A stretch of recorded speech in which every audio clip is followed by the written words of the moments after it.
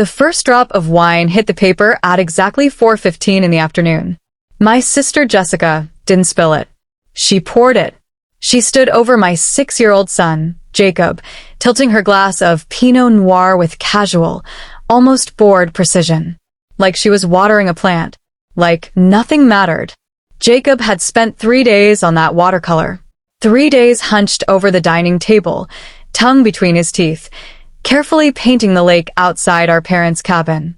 The same lake he loved because Grandpa used to take him fishing there at sunrise. It was a gift. Something pure. Something he was proud of. The wine bled across the page, dark red swallowing the blue sky, soaking into the paper until it warped and curled. His mountains collapsed. The water turned brown. Everything he had made dissolved into a soggy, ruined mess. He needs to learn that the world doesn't care about his little doodles, Jessica said, her voice slurred but sharp. Practiced. It's taking up space on the table. Jacob didn't move. And honestly, she added, lifting the glass again, he needs to toughen up. She finished the wine, then set the empty glass down directly on the ruined painting. A wet thud. Final. Deliberate. She looked around the room for approval. My Uncle Mark, stretched out on the sofa, slapped his knee and laughed. That's a $50 lesson right there, kid. Toughen up or get eaten. The laughter followed. Sharp. Ugly. It bounced off the cabin walls like broken glass. My mother chuckled nervously, desperate to keep the mood light. My cousin smirked. Someone shifted in their chair. Jacob just froze. He stared at what used to be his painting, his small hands hovering over the table, trembling. His shoulders shook. His face flushed a mottled red. But he didn't cry. He didn't make a sound. He bit his lip until it turned white. He was trying to make himself smaller. Quieter. Invisible. He wasn't waiting for comfort. He was waiting for the laughter to stop. Waiting for the predator to lose interest if he stayed still enough. And in that silence, I saw it. I saw the invisible chain tightening around his chest. It was the same chain I'd worn for 29 years. The one that taught me to be quiet, to be convenient, to swallow my anger so no one else would be uncomfortable. I was watching my son learn the fawn response in real time. He was learning that his pain was entertainment, that humiliation was funny, that love came with conditions. He was learning to be me. The realization hit like ice water straight to the spine. I wasn't just watching my child get bullied. I was watching him inherit my trauma, passing it down like a family heirloom, a genetic predisposition to disappear. If I didn't break that chain right now, in this exact second, he would carry it for the rest of his life. He would grow up apologizing for taking up space. I looked at my father, David, sitting at the head of the table. His hands were folded over his empty plate. His face looked carved from stone to anyone who didn't know him. But I knew him. I saw the way his knuckles had turned white around his fork. I saw the muscle jumping in his jaw. The air in the cabin turned electric, heavy with decades of things unsaid. I stood up. The chair scraped loudly against the wood floor, a harsh grinding sound that cut through the laughter like a blade. I didn't reach for a towel. I didn't rush to clean the mess. I walked around the table and stood directly between Jessica and my son, placing my body in front of him like a shield. I didn't look at the wine. I looked at her. And for the first time in my life, I didn't feel the urge to fix anything. I didn't feel the need to smooth it over or make a joke. What I felt wasn't rage. It was clarity. Cold. Clean. Final. A bridge burning behind me.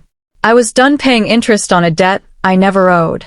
You enjoyed that, I said. My voice wasn't loud. It was flat. Clinical. You enjoyed watching a 6-year-old create something, and you enjoyed destroying it. Jessica rolled her eyes and poured herself another glass from the bottle on the sideboard, her movements loose and arrogant. Oh, Sarah, don't be so dramatic. It's paper, she said. I did him a favor. Now he can learn to do something useful instead of making messes.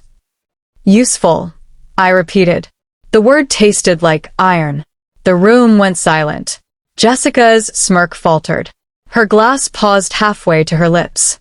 My mother gasped, a sharp intake of breath that always signaled the beginning of her panic. I didn't blink. I wasn't a sous chef anymore, managing tickets and keeping the kitchen calm during a rush. I was a mother staring down a predator. And I was done negotiating. I looked at my father again. He hadn't moved, but his eyes had lifted from the table to me.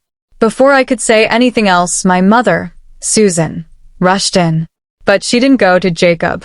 She grabbed a fistful of napkins and started scrubbing the table, frantic and wild, ignoring the ruined painting completely. "Oh, Jessica, you're so clumsy," she chirped, her voice tight and high, vibrating with manic cheer. "Sarah, don't make that face. It was an accident." She scrubbed harder. "We can buy him a coloring book," she added quickly. "A nice one, with stickers." She looked up at us, her smile stretched too thin, eyes pleading. "Let's just have a nice dinner, please. It's Labor Day. We're family." Something inside me went quiet. The pity I'd carried for her my entire life evaporated. She wasn't confused. She wasn't helpless. She was an addict, addicted to the illusion of a happy family. And she was willing to pay any price to keep it. She just never paid it herself. She taxed us. The quiet ones. The good children. The ones who didn't scream. She would let Jacob bleed if it kept the carpet clean. "Exactly," Jessica said, emboldened now. She leaned back, swirling her wine. "He's too soft. Sarah babies him. I'm doing him a favor, teaching him how the real world works." That was it. The final thread snapped. My father stood up. Not fast. Slowly. Like an old building finally giving way after years of stress fractures. He walked to the mantel where a rustic wooden sign hung. The words "Family is forever" painted in cursive. He stared at it for a long moment. Then he turned to my mother. "You wiped the table," he said, his voice low. "Dangerous. You didn't check on the boy. You worried about the wood stain." Susan froze, a wine-soaked napkin clenched in her hand. "David, stop being dramatic. I'm just trying to." "You're trying to keep the peace," he interrupted. "But there is no peace, Susan. There is just silence. And I'm done paying for it." He looked down at his left hand and twisted his gold wedding band, tight and buried into his skin. He'd worn it for 40 years. Then he walked toward the kitchen sink. And that's when I realized this wasn't just about a painting anymore. This was the moment everything we'd been pretending cracked open. And once it did, there was no putting it back together. He worked the ring over his knuckles slowly. It was painful to watch. My father grimaced, twisting and pulling until the gold band finally slid over the joint with a wet, humiliating pop. He didn't rush. He didn't hide the discomfort. It felt intentional, like he wanted us all to see what it cost him. He walked back to the table. The puddle of wine was still spreading, still bleeding into Jacob's ruined painting. Without hesitation, he held the ring over it and let go. It dropped onto the soaked paper with a dull thud, splashing red droplets onto the white tablecloth. "I am done keeping your peace," he said quietly. "And I am done protecting you." The silence that followed wasn't just quiet. It was a vacuum. It sucked the air out of the cabin, out of our lungs, out of the years we'd spent pretending this family worked. My mother stared at the ring sitting in the wine like a grenade that had just landed at her feet. Jessica laughed, a sharp, brittle bark. Nervous. Forced. "Dad, are you senile?" she scoffed, though her eyes flicked around the room. "It's a painting. You're going to divorce Mom over a $5 watercolor set? That's pathetic." David didn't look at her. He didn't look at my mother either. He walked to the corner of the room, where his travel bag sat untouched. He unzipped it and pulled out a thick black leather-bound notebook. Old. Heavy. The spine was creased, the edges worn soft with use. He returned to the head of the table and set it down. The thud echoed. "I've been a structural engineer for 40 years, Jessica," he said. His voice was calm, factual, terrifying. "My job is to track stress fractures, to find the cracks before the building collapses." He opened the book. The pages were filled with his handwriting, neat, precise, meticulous columns of dates and numbers. "I track failures. 3 years ago," he continued, running his finger down the first page, "you told me you needed $5,000 for a business loan. You said your influencer career was taking off. You just needed equipment. Jessica crossed her arms, rolling her eyes. Yeah, and I paid you back. Mostly. What is this, an audit? You didn't pay back a dime, David said. But that's not the point. He turned the book so Jessica and Susan could see. The point is I started tracking. Not just the big loans. Everything.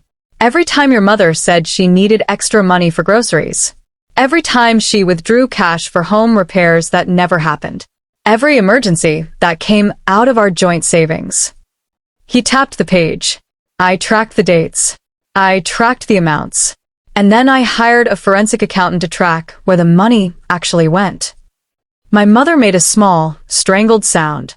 She reached for him with a shaking hand. David, please, she whispered. Not in front of everyone. Everyone needs to know, he said. His voice hardened. Because everyone has been laughing at Sarah. Everyone has been laughing at Jacob. Everyone thinks they're weak. He turned toward me. They're not weak. They're the ones paying the bill. His eyes met mine, and for the first time I saw it clearly, regret. Real, aching regret. I let this happen, Sarah, he said softly. I let you think you were less than her. I let you think she was special, and you were just there. He swallowed. But I was watching. I was counting. He turned the page. Bank transfer receipts were taped carefully to the paper. This isn't an allowance, Jessica, he said. This is a ransom. His finger traced a line written in red ink. August 14th, 2 years ago. $12,000. You said it was for a brand partnership buy-in. Another line. April 3rd, last year. 8,000. You said it was for medical bills. Then he looked up at my mother. But the biggest one was 3 years ago. The night of a Labor Day party we didn't attend. Because you said you were sick. Susan was shaking her head now, tears streaming down her face. David, stop. Please. Protect the name. His voice cracked, rising with a fury I'd never heard. You didn't protect the name, he shouted. You protected a criminal. He turned the page. There was no receipt this time. There was a police report. The $174,000 wasn't for business loans, Jessica, he said. It wasn't for gifts. He paused. It was hush money. Jessica froze. Her arrogance evaporated, replaced by stark, naked terror. She glanced toward the door, but didn't move.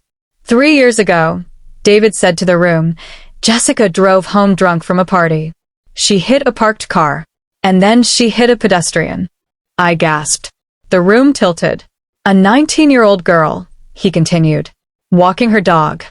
I remembered then. That month Jessica had been traveling. Mom had said she was in Europe finding herself. She didn't stop, David said. It was a hit and run. Susan collapsed into sobs, rocking back and forth. You took our retirement money, he said, his voice shaking. $174,000. You paid for a lawyer. You paid a settlement to keep it out of court. You paid to fix the car off the books. He slammed the ledger shut. The sound echoed like a gunshot. You stole our future to cover her crime, he said. And then you let her sit at this table and mock a 6-year-old boy for painting a picture. His voice dropped, lethal. You taught her that destruction has no consequences. Jessica's mouth opened and closed. No words came out. You are not a businesswoman, David said. You are not an influencer. You are a liability. He looked at my mother. And you are her accomplice. The silence afterward was suffocating. It was the sound of a family myth dying. Jessica finally stood, smoothing her expensive dress, grasping for the arrogance that had protected her for 35 years. So what? She spat. It was an accident. Mom helped me. That's what mothers do. They help. She glared at David. You're just jealous because Mom loves me more. David looked at her with cold, detached pity. Not a father. An engineer examining a condemned structure. You have nothing, Jessica. He reached into the back pocket of the ledger and pulled out a folded document, placing it beside the wedding ring and Jacob's ruined painting. This cabin is in my name, he said. It was my inheritance. Your mother's name is not on the deed. He smoothed the paper flat. You have 1 hour to vacate the premises. All of you. Susan included. I'm listing it for sale tomorrow to recover the money you stole. You can't kick us out, my mother wailed. Where will I go? It's raining. I don't know, David said. Maybe you can stay with the daughter you invested so much in. He turned back to Jessica. And as for your money, 10 minutes ago, while you were pouring wine on my grandson's art, I froze the joint accounts. Jessica pulled out her phone, frantic. I reported the transfers as fraud. The bank locked everything. Your cards. Your mother's cards. The business account. Jessica stared at her screen. I watched the color drain from her face. And for the first time in her life, she had nothing left to threaten us with. But the night wasn't done yet. Her phone screen glowed for a moment. Then it went gray. It's declined, Jessica whispered.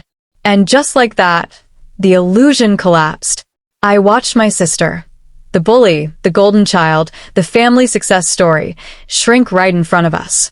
Without the constant financial drip from my parents, her confidence evaporated. Her posture folded. Her voice thinned. The woman who had ruled every room she entered suddenly looked like a child wearing a costume she couldn't afford. Her power had never been real. It was rented, and the lease was up. Your power was rented, my father said quietly, as if he'd reached into my own thoughts and pulled them out. And the landlord is closing the building. He walked to the front door and threw it open. The storm had broken. Rain came down in heavy sheets, turning the dirt driveway into mud. Wind howled through the cabin, cold and unforgiving, ripping the warmth right out of the room. Get out. Jessica looked to Uncle Mark, the same man who had laughed earlier. He couldn't meet her eyes. Suddenly, the floorboards were fascinating. She turned to Susan. My mother was crumpled in on herself, sobbing, useless now. The woman who had spent her life managing everyone else's image couldn't save anyone. Not even herself. Finally, Jessica looked at me. Her eyes were wide, wet, stripped bare. For the first time in her life, she understood something she'd never had to face before. She was alone. Sarah, she pleaded, her voice shaking. Tell him he's crazy. You can't let him do this to me. I'm your sister. I looked at her. I looked at the woman who had terrorized me for 3 decades. I looked at the wine stain still bleeding through Jacob's ruined painting. I thought about the silence my son had learned in that room, and the silence I had just broken. You should hurry, I said. My voice was calm, flat, cold as the rain outside. Traffic's going to be terrible. 6 months later, the light was different. It wasn't the dim yellow glow of the cabin or the harsh fluorescent glare of the old family house. This light was white and clean, pouring through large windows that overlooked a city park. The apartment was smaller than the home my parents had shared for 40 years. But it was peaceful. No eggshells. No heavy sighs from another room. No fear of the next explosion. I sat on the floor, my back against the wall, watching them. My father was kneeling beside Jacob on a drop cloth, both of them covered in sawdust. David was teaching him how to use a miter box, guiding his small hands as they cut wood for a custom frame. You measure twice, David said gently, patiently. The voice of a man who no longer had to shout to be heard. Precision matters. If the frame is strong, the art stays safe. Like this, Grandpa? Jacob asked, tongue poking out in concentration as he sawed. Exactly like that. Susan lived in a small condo 2 towns over now. She sent letters sometimes, long, rambling diatribes written on expensive stationery. She blamed us for ruining the family image, for embarrassing her at church, for being cruel. I burned them in the sink without reading past the first line. She was still trying to tax us for a piece that didn't exist. We had stopped paying. Jessica was working retail at a mall kiosk selling phone cases. The fraud investigation triggered a tax audit. Legal fees buried her. She sold her car. She moved into a studio apartment. For the first time in 35 years, she was living without a safety net. And the fall was hard. I looked at my son. He wasn't flinching anymore. He wasn't shrinking. He wasn't hiding under tables. He was making a mess with glue and wood, laughing when he spilled a little on the floor. He didn't freeze. He grabbed a rag and wiped it up because he knew no one was going to scream at him. That's when it hit me. The price had been high. We had to break the family to save the people. We had to burn down the structure to protect the foundation. And standing there, watching my father's shoulders finally relax, watching my son smile without fear, I knew it was the best bargain I'd ever made. If you've ever had to break a bond to save yourself or your child, type freedom in the comments. Let's remind each other that choosing ourselves was never the wrong choice. And if this story stayed with you, subscribe for more, because healing doesn't end when the door closes. It starts there.